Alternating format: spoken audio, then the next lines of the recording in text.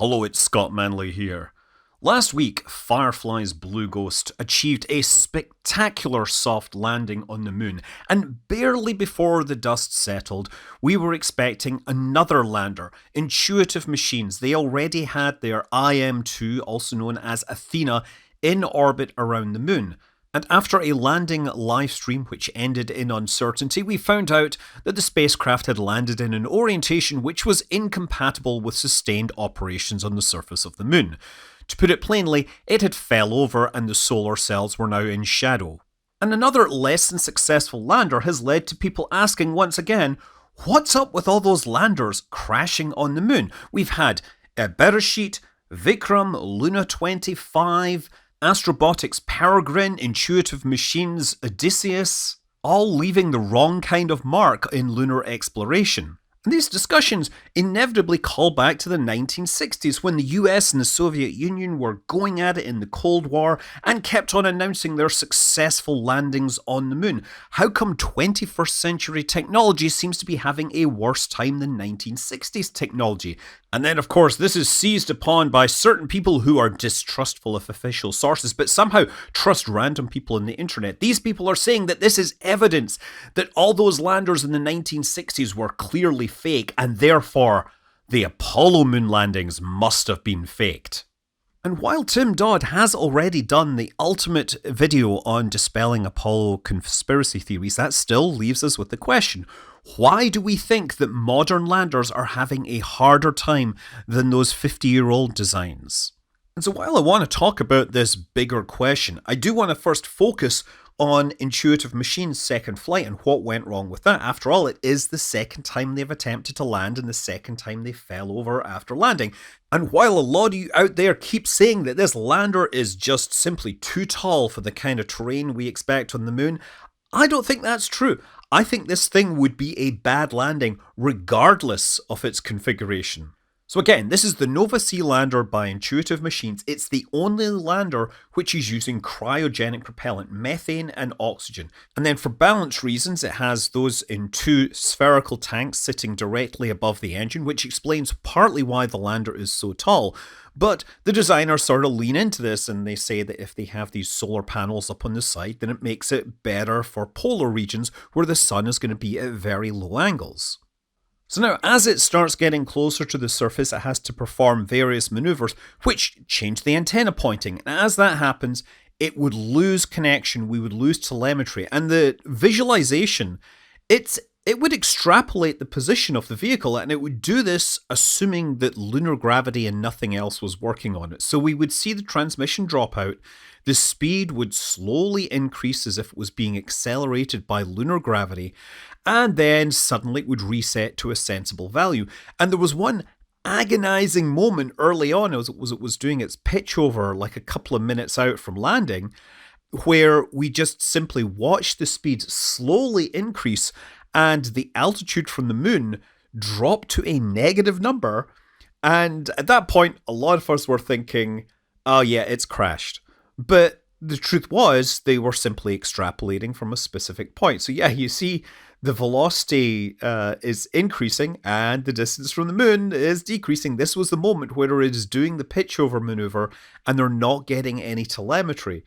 It's also worth noting that the green line is supposed to point to Earth, the yellow line points to the sun, and the grey line is supposed to point down towards the moon. And there, bingo, we got good telemetry again, showing a speed of about 25 kilometers per hour. Now you'll notice that the speed would increase and then resets to about that, and then suddenly the orientation goes a little weird. Now this is, of course, derived from the spacecraft's internal inertial reference system using gyroscopes and accelerometers. And another thing the simulation is supposed to show is that the engine is firing, and this is apparently based on chamber pressure that was being measured by the engine. And this was sort of relevant soon after landing when we heard someone that was working on the engine point out that there was chamber pressure, therefore the spacecraft had to be vertical, otherwise the fuel wouldn't flow down. Whereas other individuals were pointing out that the accelerometers were saying that the spacecraft was not in a vertical orientation. Well, it turns out that the engine pressure reading was incorrect and the spacecraft was in fact laying on its side. And in fact, if you take a moment to look at this situation, you'll notice that the green line is running out the bottom, pointing towards the Earth, which kind of matches that photo that we saw earlier. Now, other than showing that the spacecraft has fallen over, there's a few other things to see here. First of all, you can see that the drill has been deployed. When you compare it against images earlier in the mission, you can see that it is up when it's early in the mission and down when it's after the landing. So clearly they performed a bunch of operations before they took this image. In fact, we can tell they waited several hours to take this image, because if you zoom in on the Earth, you can match the cloud patterns to the weather for that day and figure out that it must have been taken about 2 a.m. Greenwich time, which was about 6 hours after the landing. The other thing you see if you look carefully is dirt on the side of the lander. Most obviously on this semicircular structure. If you compare it to a previous image, that's clean. So somehow dust got kicked up and ended up landing on top of the spacecraft. Or potentially this side of the spacecraft touched the ground during the landing. Finally, if you remove the lens distortion, you get a better idea of the terrain it landed in. And when seeing this, a lot of people said, obviously it's landed in a crater, and the slope inwards has led to the spacecraft falling down away from the planet Earth. That is why it's in this orientation. It's obvious, huh? And with no further information from Intuitive Machines, we may have left it at that, except the next day, the Yaoke rover team released this image. This rover is attached inside its enclosure to the side of the rocket, pointing downwards. It has an enclosure which opens like a clamshell, and then the tiny rover falls straight out. But it's also set up so that it could take photos out of its enclosure pointing straight down. Because of the orientation of the lander, the rover was not able to deploy, but they were able to operate the wheels, and they were able to take some photographs, and that's what we saw. So the rover ended up on the spacecraft closest to the ground and in most shadow, but if you turned up the brightness in the image, you could actually see there was a landing leg in there. And if the rover wasn't released from its housing, it shouldn't have been able to see a landing leg, therefore that landing leg had broken. So it wasn't anything to do with the slope, but more to do with the fact that the leg broke again. And if you remember Intuitive Machines' first landing on the moon, that also had a broken landing leg because the spacecraft landed hard because a critical piece of navigation hardware was not configured for flight. It had a safety interlock that was not enabled, so therefore they couldn't correctly navigate to land on the moon, and they hit it hard as a result. And so then this morning, the Yaoke team released 25 images from that camera, and by combining those images, we were able to see a lot deeper into this darkness. And so it's much more obvious that we see the bottom of the foot of a landing leg. And also, on the right there, that becomes much more obviously a piece of man-made hardware. Or rather, floppyware, software, or whatever. Look, it looks like it's bent. And that made me think of like a sanding disc. And then I realized that the bottom of the feet of the lander all have these decals, which contain like bits of artwork, right? Tributes, that kind of thing. Now, this version of the image by Philip Stuck actually gives us enough detail to figure out what sticker that is. That is the one in the middle there that says Maryland and Arizona. That's the best match. And I don't think this is particularly relevant to figuring out what happened to the lander. I just think it's cool that we went deep enough to figure out what it was. I mean, there is one thing that's sort of relevant in that if the engine was still firing when this came off, that would have probably been blown across the moon's surface because it's super light and high cross section. But this kind of shows that the engine was definitely not firing at this point. Okay, so the next thing that came out was this image from the Lunar Reconnaissance Orbiter, which shows the lander sitting in this crater. Now, this is shot at an oblique angle because the spacecraft wasn't passing over the site just yet. It did make us wonder whether the person that developed the hazard avoidance algorithm was perhaps a golfer, because that would be a good shot, right? Now, the LRO article also contained mentions of the fact that it had downloaded 400 megabytes of data from the surface of the moon, and that it hit the surface going faster than expected. This is the only place I've seen the 400 megabyte number, so I presume that they have some sort of insider information. Therefore, the acknowledgement that it landed faster than expected, well, that was probably straight from the horse's mouth as well. But more recently, we got this image of the landing site from overhead. Now, the thing that really caught my eye on this is there appears to be an area of the moon which is lighter, and it's sort of like a white stripe or, running towards the crater. And that's unusual. When spacecraft land on the moon, the exhaust blows away the very loose regolith and it tends to make it lighter. But it tends to be in a circular area because the spacecraft more or less comes straight down. And if you compare this recent image to older imagery with roughly the similar lighting, it's very clear that this is a new artifact on the surface of the moon. So was the spacecraft sliding sideways across the moon with its rocket exhaust hitting the surface? Well, what direction was the spacecraft approaching from? We can figure that out based upon what direction the Earth should be in, right? So yeah, that light blue arrow points to where the Earth would be from that crater viewpoint. In the inset circle viewpoint, that is part of the visualization taken during the landing, and the green line, that was pointing towards the Earth, the yellow line points towards the Sun. But notably, the long axis of the spacecraft, indicating the direction in which it is decelerating, that pretty much lines up very closely with that light area of the moon. So that light area, that is like of the order of 100 plus meters long. To make that kind of trail, it must have been moving just above the surface of the moon with its engine firing for a good few seconds. How long? Well, we'd have to figure out how fast it was moving. Can we figure out how fast it was moving given that the telemetry was garbage? Well, yes we can.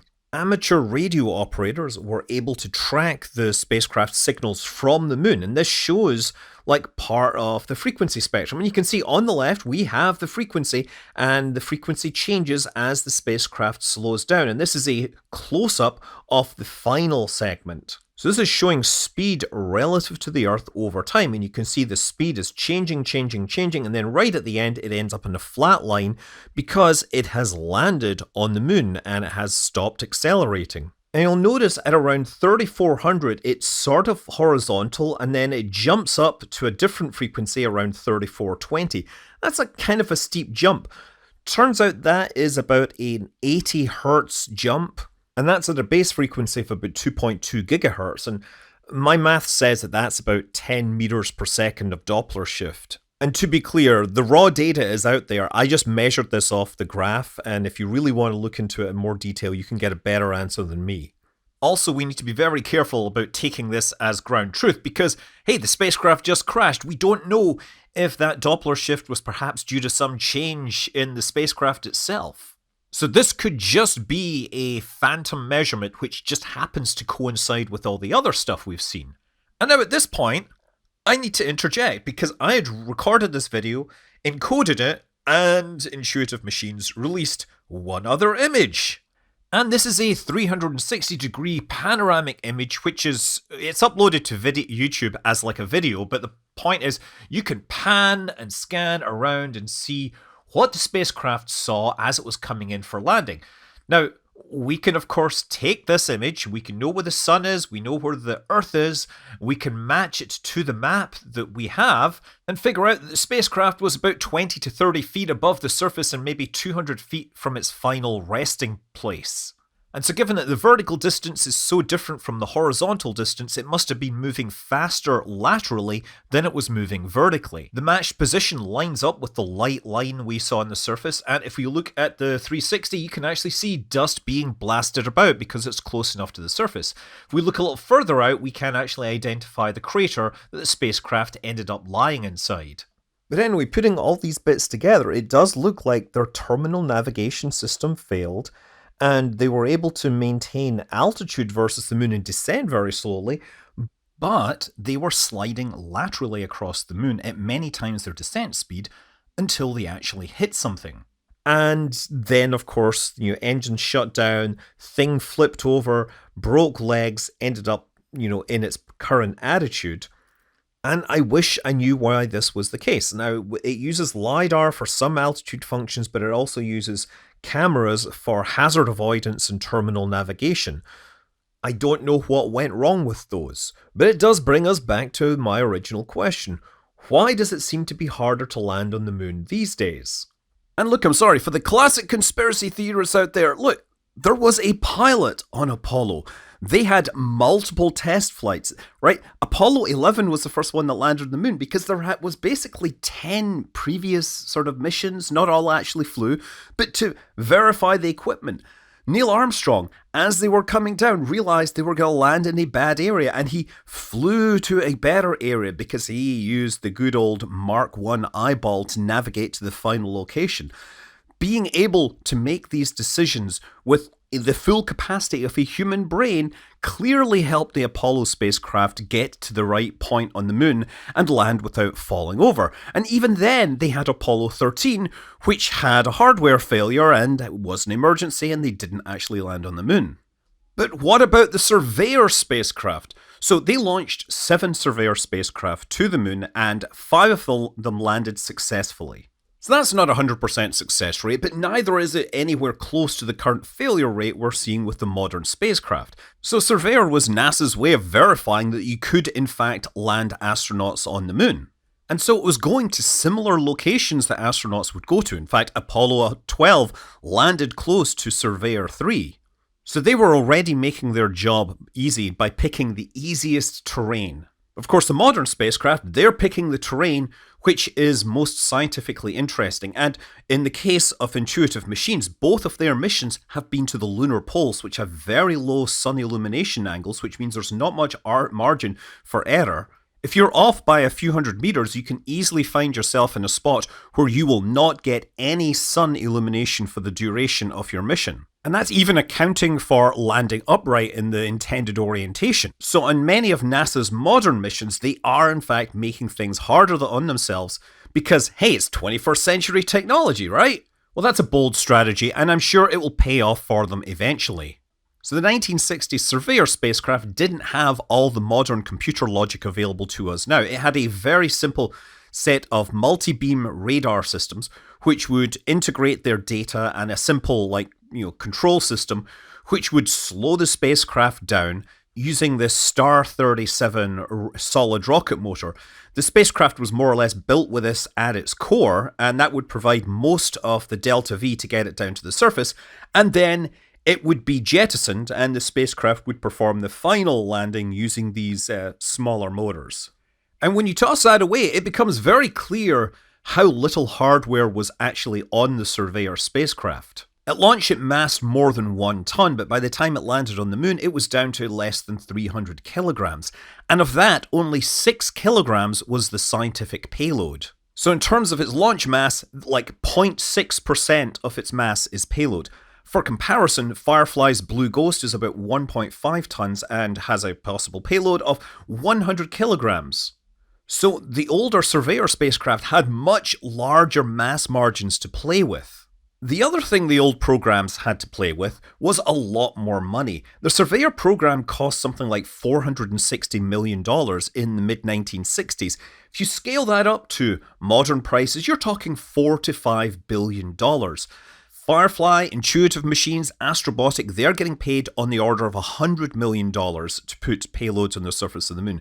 So they're getting paid 1/10 of the price. And they can do that because modern technology means you can replace big, heavy, power-hungry radar systems with LiDAR and cameras and a whole bunch of computer software.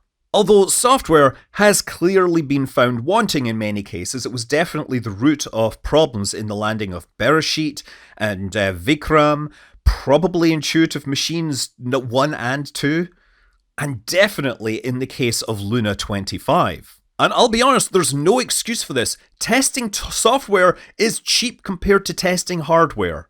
I know I like to say check your staging, but before that, check your software. With good software and modern tracking, you can absolutely put spacecraft down exactly where you need it, and you can descend towards the surface in a vertical orientation.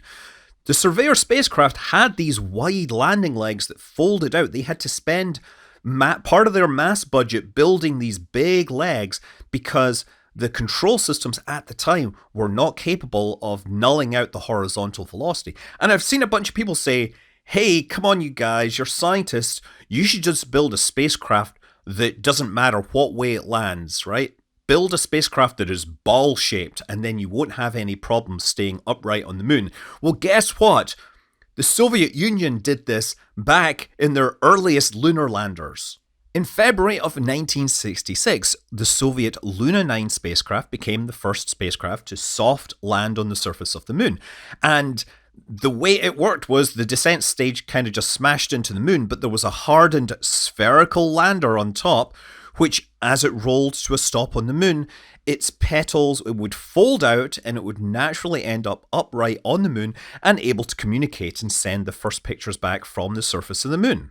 Now, this was obviously a huge propaganda win for the Soviet Union in the space race, but you have to realize they had 11 previous attempts to do this, which had failed in some manner or other. Some had exploded on launch, some never made it out of orbit, some never made it to the moon, and I think 4 of them smashed into the moon.